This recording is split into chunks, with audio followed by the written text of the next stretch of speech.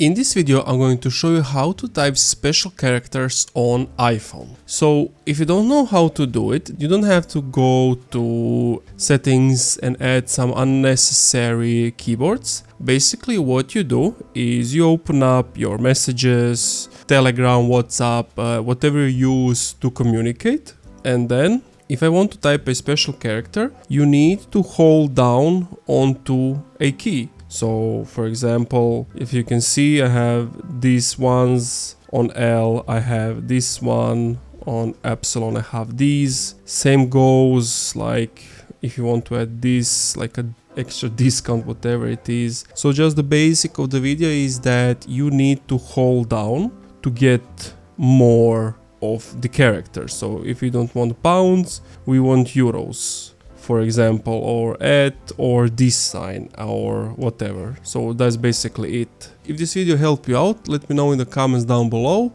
and see you in the next one.